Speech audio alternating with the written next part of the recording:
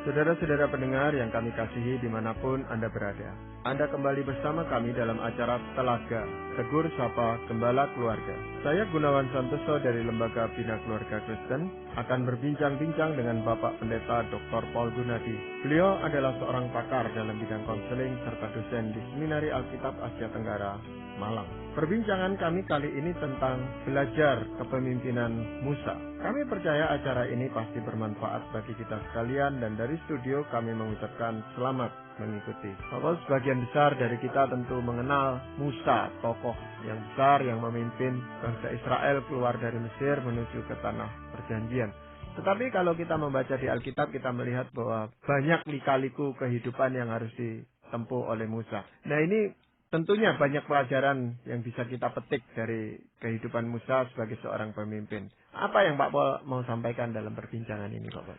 Pak Gunawan, kalau kita ini menengok ke kiri ke kanan dan melihat lembaga-lembaga pelayanan atau organisasi pelayanan seperti di gereja ya, saya kira kita harus mengakui bahwa terlalu banyak masalah yang timbul ya di antara anak-anak Tuhan dalam bekerja sama.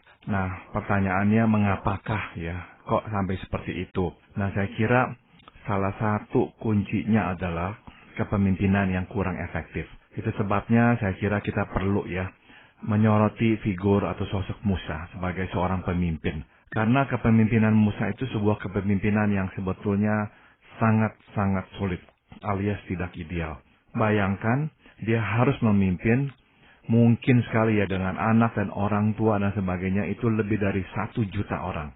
Dari tanah Mesir harus melewati padang gurun selama 40 tahun.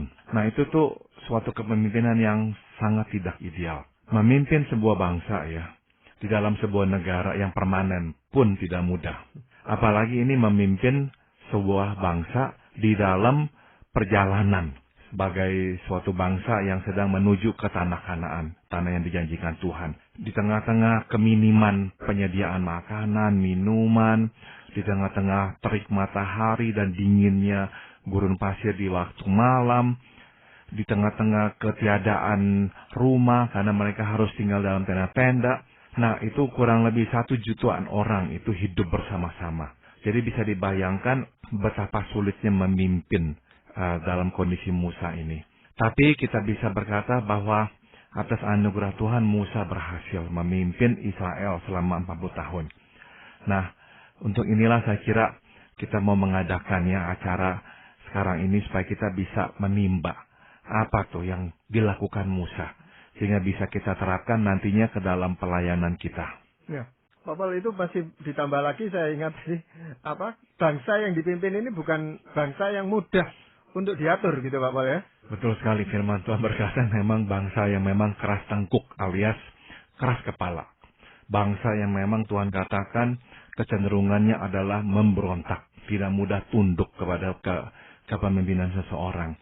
Bahkan kepemimpinan Tuhan sekalipun ya.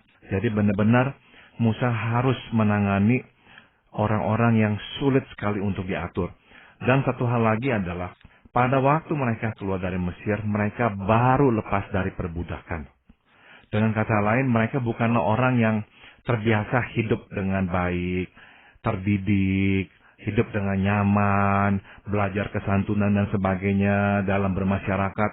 Tidak, kita membicarakan ratusan ribu budak beserta keluarga mereka.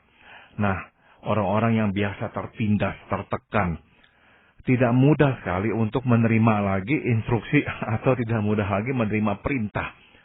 Maka mereka kecenderungan pertamanya adalah memberontak ya, tidak mau menerima kepemimpinan siapapun. Nah, dalam kondisi seperti inilah Tuhan menempatkan seseorang bernama Musa untuk memimpin mereka. Ya, memang pada awalnya kan kita juga membaca di Alkitab bahwa Musa itu coba menghindar dari suruhan Tuhan ini. Jadi dia mencoba kalau bisa jangan dia gitu Pak Paul ya. Tapi kok nyatanya Tuhan juga tetap memilih dia gitu. Ini bagaimana Pak Paul? Nah, sebetulnya sudah tentu ya, Tuhan itu tahu siapakah orang yang paling tepat yang Tuhan akan dapat pakai untuk melakukan sebuah tugas yang maha besar ini. Dan dalam perencanaan Tuhan, Musa lah orangnya. Nah, nanti kita akan lihat sebetulnya tuh apa tuh yang harus dimiliki atau apa tuh yang harus terjadi sebelum seseorang bisa memimpin dengan baik. Ya, nah itu apa Pak Paul? Kita awali aja. Ada beberapa, Pak Gunawan. Yang pertama adalah mesti adanya panggilan. Mesti adanya panggilan. Nah, Tuhan jelas memanggil Musa. Di firman Tuhan di kitab Keluaran pasal 3 ayat 10, Tuhan berkata, "Jadi sekarang pergilah, aku mengutus engkau kepada Firaun untuk membawa umatku orang Israel keluar dari Mesir." Nah, di sini kita bisa melihat bahwa kepemimpinan Musa berawal dari panggilan Tuhan. Dia tidak keluar dan berkata, "Saya mau memimpin," dan dia langsung melakukannya. Tidak, kepemimpinan Musa berawal dari panggilannya. Nah, ini kita perlu kontraskan dengan 40 tahun sebelumnya. Musa juga berusaha saat itu untuk melakukan sesuatu bagi bangsanya. Namun tanpa panggilan Tuhan. Dia berinisiatif sendiri, hendak menjadi seorang pemimpin. Waktu dia melihat ada seorang Israel sedang dianiaya oleh seorang Mesir, dia marah dan dia langsung membunuh orang Mesir tersebut. Kemudian pada waktu yang berbeda, dia melihat dua orang Israel sedang bertikai, dia mencoba melerai, tiba-tiba dua orang itu marah dan berkata, "Siapa yang menunjuk engkau sebagai pemimpin bagi kami?" Nah, karena Musa akhirnya diketahui telah membunuh seorang Mesir dan dicari oleh Firaun, maka dia melarikan diri. Nah, di sini kita melihat Pak Gunawan, kalau kita tanpa panggilan Tuhan, menduduki tempat, berambisi menjadi pemimpin, pada akhirnya kekacauanlah yang kita akan tuai. Itu yang terjadi pada Musa. Gara-gara dia tidak menunggu waktu Tuhan, maka akhirnya kekacauan yang harus dituainya. Dia ditolak oleh bangsanya, dia harus lari. Nah, tapi dalam rencana Tuhan, memang kepergian Musa ke Midian menjadi tempat pendidikan Musa. Nah, tapi intinya adalah Musa mendapatkan panggilan, barulah menjadi pemimpin. Kadang Pak Gunawan kita itu tuh berpikir, ini kesempatan. Pasti kalau kesempatan dari Tuhan. Belum tentu. Musa tadinya pun berpikir demikian. Wah, ini kesempatan. Saya bisa menunjukkan kepemimpinan saya. Oh bukan, belum tentu. Jadi memang mesti ada kejelasan. Tuhan memanggil. Sekali lagi, kesempatan tidak selalu identik dengan waktu Tuhan. Dan waktu Tuhanlah yang mesti kita yakini dan tunggu. Iya, ini menjadi suatu kesulitan tersendiri kalau kita mengalami pada zaman ini, Pak Paul ya. Bagaimana seseorang itu bisa dengan jelas sadar Tuhan memanggil dia untuk suatu jabatan tertentu gitu, Pak Paul. Setidak-tidaknya Pak Gunawan, kita ini tidak boleh tergesa-gesa. Kalau memang ada kesempatan yang terbuka untuk kita menjadi seorang pemimpin, kita tidak boleh langsung berkata, "Ya," "Oh tidak." Kita benar-benar mesti datang kepada Tuhan. Kita benar-benar mesti bertanya dan meminta kehendaknya. Sampai misalkan suatu kurun tertentu, kita merasakan inilah tuntunan Tuhan. Dalam takut akan Tuhan kita meminta kehendaknya. Kedua, kita bisa datang kepada orang yang lebih rohani, lebih dewasa daripada kita. Dan kita meminta juga nasihat mereka. Nah, kita membaca firman Tuhan pula. Kita juga menantikan firman Tuhan bersabda kepada kita. Nah, dari semuanya itu, barulah nanti kita perlahan-lahan melihat apakah ini adalah sesuatu yang dari Tuhan. Nah, seringkali Pak Gunawan, kalau ini memang dari Tuhan, yang akan muncul di benak kita adalah kita tidak sanggup. Sebab pekerjaan ini nih terlalu besar. Justru kalau kita berkata, "Oh pasti saya sanggup, ini gampang dan sebagainya." Kita mesti berhati-hati sebab bisa jadi itu justru bukan dari Tuhan. Kalau dari Tuhan, pada umumnya kita memang akan merasakan kegentaran yang besar sekali. Karena kita merasa kita tidak sanggup melakukannya. Bagaimanakah bisa melakukan semua ini? Nah, di dalam ketidakberdayaan itulah kita datang kepada Tuhan. Dan kalau dalam pergumulan itu, kita sungguh mendapatkannya, kekuatan Tuhan, peneguhan dari Tuhan dan dari anaknya yang lain. Nah, barulah kita berkata, "Tuhan, karena ini saya yakini berasal darimu. Saya bersedia." Kalau dalam perjalanan, ini bukan, saya keliru menafsir kehendak Tuhan. Tuhan hentikanlah. Ciptakanlah situasi, halangilah langkah saya supaya saya terhenti. Nah, kalau kita sudah berdoa seperti itu dan dalam jiwa yang merendah memohon bimbingan Tuhan, saya percaya Tuhan akan menjawab dan menunjukkan kehendaknya. Sebab Tuhan itu tuh tidak ada kepentingan sedikit pun menyesatkan kita. Tidak ada. Kepentingan Tuhan adalah menuntun kita di jalannya supaya kita bisa hidup sesuai dengan kehendaknya. Maka sekali lagi kalau kita sudah menjalaninya, berdoa seperti itu, ya udah, kita langsung maju, kita lakukan dengan ketaatan. Ya, peranan keluarga di dalam memberikan kepastian ini juga sangat penting, Pak Boleh. Ini poin yang penting sekali, Pak Gunawan. Jadi jangan sampai kita mau melakukan sesuatu, namun keluarga kita belum siap. Sebab kalau keluarga kita belum siap, akhirnya itu menjadi beban yang menghalangi langkah kita untuk melakukan tugas dan kewajiban kita. Ya, tetapi masalahnya Pak Pol, seringkali di organisasi itu dituntut untuk keputusan-keputusan yang cepat gitu Pak Pol ya. Nah, sedang kita masih membutuhkan waktu untuk pergumulan. Nah, ini bagaimana Pak Pol?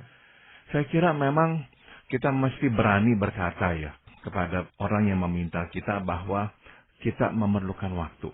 Dan kita bisa memberikan satu kurun misalkan selama 1 bulan atau apa. Supaya kita bisa benar-benar ya berdoa dan meminta kehendak Tuhan. Karena apa? Kalau memang dari Tuhan, kita tidak perlu takut hal ini nih akan lepas dari tangan kita atau organisasi ini akan hancur. Enggak. Kalau memang dari Tuhan, udah pasti Tuhan itu memegang kendali penuh atas kehidupan kita dan juga atas masa depan organisasi tersebut. Jadi kita bisa bersandar dengan tentram ya pada kedaulatan dan kekuasaan Tuhan. Ya, Bapak, selain suatu panggilan yang harus jelas untuk menjadi seorang pemimpin yang efektif ini, Bapak, apakah ada hal lain, Bapak? Yang kedua adalah mesti adanya misi. Kita tahu bahwa sewaktu Tuhan memanggil Musa, Tuhan memberinya sebuah tugas, yaitu membawa umat Tuhan keluar dari Mesir. Ya, nah di ayat sebelumnya di Keluaran pasal 3 ayat 9 firman Tuhan berkata, sekarang seruan orang Israel telah sampai kepadaku. Juga telah kulihat betapa kerasnya orang Mesir menindas mereka. Dengan kata lain di sini Tuhan memberikan penjelasan alasan kenapa Tuhan memanggil Musa. Alasan ini adalah misinya, tugasnya, amanahnya. Nah, setiap orang yang dipanggil Tuhan mesti melihat dan menyadari misi yang Tuhan embankan. Tanpa misi, kepemimpinan menjadi tanpa arah. Nah, dalam tugas kepemimpinannya, seorang pemimpin harus jelas dengan misinya, sehingga ia dapat mengarahkan dan membawa pengikutnya berjalan bersamanya, sampai pada penggenapan misi itu. Nah, malangnya Pak Gunawan, banyak pemimpin memulai dengan misi yang jelas. Namun, kemudian berubah santai. Kehilangan lagi misi itu. Maka saya mau mengatakan, jikalau seorang pemimpin sudah mulai kehilangan misi yang Tuhan sudah embankan, tidak tahu lagi apa yang mesti diperbuat. Nah, kalau sampai itu sudah dialaminya, memang ada baiknya dia bertanya, apakah ini saatnya saya mengundurkan diri? Ya, seringkali memang di dalam perjalanannya itu misi ini menjadi tidak jelas yang seperti Pak Paul katakan. Tetapi dia dipaksakan untuk tetap memimpin karena tidak ada lagi orang yang mau menduduki jabatan itu, apalagi di dalam kepemimpinan gerejawi yang biasanya orang tidak terlalu berminat untuk itu gitu. Bagaimana itu Pak Paul? Nah, di dalam kondisi seperti itu memang kita mesti melihat kalau sampai tidak ada yang melakukannya, apa itu dampaknya. Nah, seringkali memang itu menjadi pertimbangan utama Pak Gunawan. Kalau sampai tidak ada yang memimpin, nah dampaknya itu tuh misalkan kebutuhan jemaat akan terabaikan dan sebagainya. Nah, meskipun kita masih belum begitu jelas dengan misi kita, namun melihat adanya kebutuhan itu, sebaiknya kita langsung memang melakukannya untuk bisa memenuhi kebutuhan-kebutuhan yang ada. Namun, kita juga mau bersiap-siap untuk terbuka terhadap pimpinan Tuhan yang lain. Berdoa misalkan untuk orang yang nanti Tuhan akan kirim, yang lebih efektif, yang dapat nantinya meneruskan pekerjaan kita. Jadi memang pekerjaan Tuhan itu kadang-kadang mesti kita lakukan. Meskipun saat itu tuh kita merasakan bahwa rasanya ini bukanlah kemampuan saya, karunia saya. Tapi memang tidak ada orang lain. Nah, kalau kita tidak melakukannya, maka dampaknya lebih buruk ya, merugikan jemaat Tuhan. Nah, daripada itu terjadi, saya kira ya kita sediakan diri. Kita lakukan. Sampai nanti Tuhan mengirimkan orang yang lebih tepat untuk menggantikan kita. Ya, biasanya misi itu kan sudah ditetapkan oleh kelompok orang yang punya organisasi itu, Pak Paul. Jadi kita misalnya dipanggil untuk menjadi pemimpin di sana, mereka hanya menyodorkan misinya itu seperti ini, kamu kerjakan gitu. Nah, dalam hal ini, seorang yang dipanggil untuk memimpin harus menyelaraskan misi yang diterimanya dari Tuhan dan misi yang dimiliki oleh organisasi tersebut. Kalau memang tidak ada keselarasan dari awalnya, sebaiknya memang dia tidak bergabung. Sebab kenapa? Pada akhirnya, sebuah organisasi harus mengikuti langkah pemimpinnya. Dan sebuah organisasi atau pengikut-pengikut tidak seyogianya mempunyai misi tersendiri yang berbeda dari misi yang ada pada diri si pemimpin itu. Maka perlu ya kejelasan bahwa misi kedua pihak ini bisa bersatu. Kalau tidak, memang sebaiknya tidak bersatu. Iya, Pak Paul, ada faktor lain apa yang harus dimiliki oleh seorang pemimpin yang efektif, Pak? Kalau kita lihat dari panggilan Musa dan kepemimpinan Musa, kita juga melihat adanya kesiapan, Pak Gunawan. Tuhan memilih Musa setelah mempersiapkannya terlebih dahulu. Misalnya kita bisa melihat ya pada penggalan pertama hidupnya, Musa digembleng ilmu kenegaraan dan peperangan di Mesir. 40 tahun menjadi cucu raja, belajar kenegaraan, belajar ilmu perang dan sebagainya. Penggalan kedua hidupnya, Musa mengalami bentukan karakter, yakni kasih dan kesabaran. Di padang gurun di Midian lah, Tuhan membentuk karakter Musa, sehingga dia nantinya siap untuk menjadi seorang pemimpin. Nah, pada penggalan ketiga hidupnya, 40 tahun terakhir, barulah Tuhan memakai Musa. Nah, seorang yang merasakan panggilan menjadi pemimpin, haruslah melihat tangan Tuhan yang telah mempersiapkannya. Jadi dengan kata lain, kalau kita menengok ke belakang dan berkata, saya tidak mempunyai sama sekali persiapan ini. Rasanya kok bukan saya. Nah, kita mesti dengan jujur berkata kepada yang meminta kita, bukan saya orangnya. Saya tidak memiliki persiapan dari Tuhan untuk tugas ini. Dan di pihak yang satunya, kita yang hendak memilih seorang pemimpin juga harus menilai kesiapan orang tersebut. Jangan kita mencomot orang yang jelas-jelas kita tahu tidak mempunyai persiapan untuk tugas memimpin. Jadi saya simpulkan Pak Gunawan, pada dasarnya kesiapan terdiri dari dua unsur, yaitu kemampuan dan karakter. Ada pemimpin yang memiliki kemampuan, namun tidak memiliki karakter yang dibutuhkan. Ia akan merusak orang yang dipimpinnya. Ya, sebab dia bisa memimpin, punya kemampuan, tapi tak punya karakter. Tidak punya kasih, tidak punya kepedulian, kesabaran. Nah, itu dia akan menghancurkan, merusakkan orang yang dipimpinnya. Sebaliknya, ada orang yang tidak mempunyai kemampuan, namun mempunyai karakter yang mendukung. Nah, orang ini akan menimbulkan kekacauan. Mau memimpin, baik orangnya, sabar, penuh kasih, ya, tapi nggak mampu memimpin, nggak bisa tegas dan sebagainya. Akhirnya apa yang terjadi? Kekacauan. Maka mesti ada dua itu tuh unsur ya, baik itu kemampuan maupun juga karakter untuk menjadikan kita siap melakukan tugas. Ya memang idealnya seperti itu Pak Paul. Tapi yang sering kali itu kadang-kadang dijumpai justru yang ada orang punya karakter tetapi tidak punya kemampuan gitu. Ya. Nah, lalu oleh organisasi itu dipaksakan dengan alasan nanti kalau dia sudah masuk di dalam organisasi itu dia akan dilatih gitu supaya bisa menjadi memiliki kemampuan yang mencukupi untuk memimpin organisasi itu. Ini bagaimana Bapak? Kalau memang benar-benar tidak ada orang lain dan memang orang inilah yang tersedia. Nah, mungkin saja dilakukan sebuah uji coba. Ya, kita berikan kesempatan kepadanya untuk memimpin dan nanti dievaluasi dalam satu kurun. Apakah orang ini mulai belajar dan mengembangkan kemampuannya? Sebab ada orang yang memang belum memiliki kemampuan karena nggak pernah mendapatkan kesempatan itu.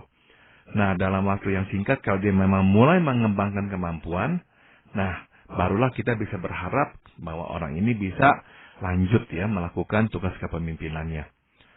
Tapi sekali lagi, kita memang mesti berhati-hati. Saya masih ingat sekali cerita dari pendeta Rick Warren dengan gerejanya Saddleback. Dia berkata bahwa untuk satu kurun, dia tidak mempunyai seorang pembina remaja. Meskipun saat itu tuh kelompok remajanya sudah begitu besar, saya tidak ingat persis ya ratusan atau sudah mungkin lebih dari 1000-an orang. Namun untuk jangka waktu yang panjang itu dia hanya menggunakan tenaga-tenaga yang lebih merupakan relawan, bukan tenaga purna waktu seorang staf pembina. Kenapa? Sebab dia katakan memang belum menemukan orang yang cocok. Jadi pendeta Rick Warren sangat menekankan pentingnya orang yang cocok. Jadi dia berkata pelayanan itu tuh mempunyai 2 syarat untuk bisa dipanggil sebagai pelayanan. Mesti ada kebutuhan. Artinya mesti ada kebutuhan untuk melakukan sesuatu. Ada yang harus dikerjakan. Dan yang kedua adalah mesti ada orangnya. Kalaupun ada kebutuhannya namun tidak ada orangnya, jangan memaksakan diri. Atau kebalikannya, kalaupun ada orang, namun tidak ada kebutuhan, jangan lakukan apa-apa. Sebab kita hanyalah menciptakan sesuatu yang tidak ada. Jadi kita hanya bisa melayani kalau menjawab sebuah kebutuhan. Tapi intinya adalah dia rela tuh untuk bersikap tegas, tidak memanggil orang yang, tidak menetapkan orang yang keliru. Sampai dia benar-benar yakin dia telah menemukan orang yang cocok untuk pelayanan tersebut. Nah, jadi memang ini semua faktor saya kira mesti dipertimbangkan. Iya, yang lebih sulit itu kalau seseorang itu punya kemampuan tetapi tidak punya karakter, Pak Paul. Nah, ini pembentukannya jauh lebih sulit. Ini jauh lebih sulit, betul sekali Pak Gunawan. Sebab pada akhirnya orang ini nih seringkali malahan lebih menimbulkan kerusakan di dalam orang-orang yang dipimpinnya. Iya, faktor yang lain apa Pak Paul? Mesti ada kesalehan Pak Gunawan, ini pentingnya. Apapun itu yang Musa lakukan, ia selalu mendasarinya atas firman Tuhan. Misalnya, sewaktu ia berhadapan dengan Firaun, ia menyampaikan firman Tuhan. Sewaktu ia harus berhadapan dengan gejolak di tengah bangsanya, ia pun kembali kepada firman Tuhan. Nah, tidak heran kita melihat sebuah dui kepemimpinan, yaitu Tuhan dan Musa. Ya, nggak pernah terpisah tuh. Tuhan dan Musa selalu bersama memimpin. Pemimpin yang efektif berjalan di atas rel firman Tuhan dan bergaul akrab dengannya. Sewaktu pemimpin mulai jauh dari Tuhan, ia akan makin sering memunculkan gagasan yang berasal dari ambisi pribadi dan kehilangan sentuhan dengan kepentingan Tuhan. Nah, salah satu tandanya adalah ini Pak Gunawan. Ia makin sulit menerima masukan dari pihak lain karena ambisi pribadilah yang lebih berperan. Maka kita bisa simpulkan makin kita dekat dengan Tuhan, makin kita tidak menggenggam posisi maupun pendapat pribadi. Nah, inilah ciri kesalehan. Ya, ini menjadi ciri khas saya rasa tokoh-tokoh atau pemimpin-pemimpin di seluruh Alkitab Pak Paul.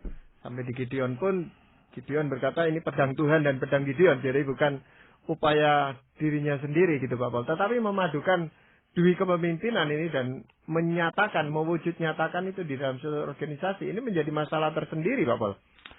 Memang tidak mudah ya, tapi kalau kita memang bergaul akrab dengan Tuhan, akan nampak Pak Gunawan. Di Alkitab dikatakan, sewaktu Musa turun dari gunung Sinai, setelah bergaul dengan Tuhan, bertemu dengan Tuhan, wajahnya pun menyinarkan sinar Tuhan. Jadi memang orang yang bergaul akrab dengan Tuhan akan tampak kesalehannya. Ya mungkin masih ada faktor yang terakhir gitu Pak Paul. Yang terakhir adalah mesti adanya kasih dan ketegasan. Berulang kali Musa harus menghadapi pemberontakan bangsanya. Dan semua ia hadapi dengan kasih dan ketegasan. Ia mengasihi Israel. Sebabnya ia melarang Tuhan memusnahkan bangsanya.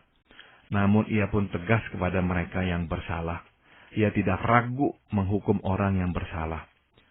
Pemimpin yang tidak mengasihi pengikutnya akan terus memobilisasi mereka demi kepentingannya. Pemimpin yang mengasihi pengikutnya memikirkan kepentingan mereka dan bersedia berkorban bagi mereka. Sebaliknya pemimpin yang tidak mengasihi justru terus meminta pengikutnya untuk berkorban. Seolah-olah bagi kepentingan bersama namun sesungguhnya untuk kepentingan pribadinya.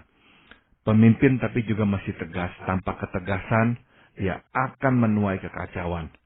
Sekali pemimpin tidak tegas, pengikut akan mulai kehilangan respek dan arah. Dan pada akhirnya pengikutnya akan berbuat sekehendak hati.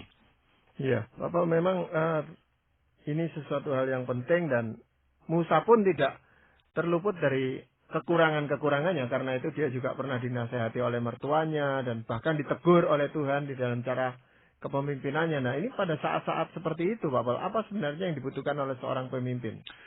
Satu sikap, yaitu sikap rendah hati. Ini satu kuncinya, Pak Gunawan. Makanya firman Tuhan berkata, barang siapa hendak menjadi yang terdahulu, dia harus menjadi yang paling akhir. Dia harus justru melayani. Nah, kunci di situ adalah kerendahan hati. Ini adalah sebuah tugas berat bagi seorang pemimpin untuk mempertahankannya. Sebab makin berhasil, makin gemilang kepemimpinan, makin sombong. Makin mudah jatuh ya ke dalam keangkuhan. Maka dia harus selalu bergumul, berjuang di hadapan Tuhan supaya tetap rendah hati. Sehingga bisa mendengarkan teguran Tuhan maupun orang-orang yang Tuhan kirim kepadanya. Ya, di tengah-tengah krisis kepemimpinan, artinya begitu sulitnya mencari seorang pemimpin. Memang apa yang kita perbincangkan ini tentu sangat berguna bagi para pendengar kita, Pak Paul, baik di gereja, di organisasi-organisasi Kristen, juga di dalam rumah tangga Kristen yang membutuhkan suatu kepemimpinan seperti Musa ini, Pak Paul. Dan terima kasih Pak Paul untuk perbincangan kali ini. Para pendengar sekalian, kami mengucapkan banyak terima kasih. Anda telah mengikuti perbincangan kami dengan Bapak Pendeta Dr. Paul Gunadi dalam acara Telaga, Tegur Sapa, Gembala Keluarga. Kami baru saja berbincang-bincang tentang belajar kepemimpinan Musa. Bagi Anda yang berminat untuk mengetahui lebih lanjut mengenai acara ini, silakan menghubungi kami lewat surat. Alamatkan surat Anda ke Lembaga Bina Keluarga Kristen atau LBKK, Jalan Cimanuk 58, Malang. Anda juga dapat menggunakan email dengan alamat telaga@indo.net.id. Kami juga mengundang Anda mengunjungi situs kami di www.telaga.org. Saran-saran, pertanyaan, serta tanggapan Anda sangat kami nantikan. Akhirnya dari studio kami mengucapkan terima kasih atas perhatian Anda dan sampai jumpa pada acara Telaga yang akan datang.